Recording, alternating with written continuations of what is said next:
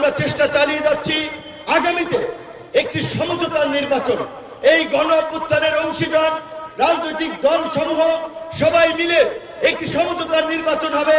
যেমন ধরেন, এই আসনে গণ অধিকার পরিষদের প্রার্থী থাকবে, অন্য দলের প্রার্থী থাকবে না।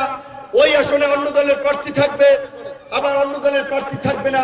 কারণ আমরা চাই সেই গণ অভ্যুত্থানের অংশীদাররা আন্দোলন সংগ্রামের মধ্য দিয়ে 16 বছরের ফ্যাসিবাদকে পরাজিত করেছে। আগামীতে সেই গণ অভ্যুত্থানের অংশীদাররা রাজনৈতিক দল সমূহ ঐক্যবদ্ধ থেকে আগামীতে একটি নির্বাচন করুক, যেই নির্বাচনের মধ্যে দিয়ে প্রত্যেকটি রাজনৈতিক দলের সংসদ সদস্যরা ওই জাতীয় সংসদে দেশের উন্নয়ন নিয়ে কথা বলবে, দেশকে কিভাবে বিনির্মাণ করা যায় সেটি নিয়ে কথা বলবে। তাই আমরা এই ঐতিহাসিক নির্বাচনে আমরা সকল রাজনৈতিক দল মিলে আমরা একটি সমঝোতার নির্বাচনের দিকে আগাচ্ছি, আলাপ আলোচনা করছি। কিন্তু দেখা যায় আঞ্চলিক পর্যায়ের কিছু নেতৃবৃন্দের অতি উৎসাহী ভূমিকার কারণে এই জাতীয় ঐক্য বিনষ্ট হতে যাচ্ছে।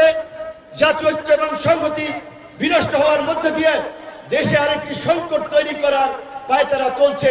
আমরা সেই ফাঁদে পা দিব না।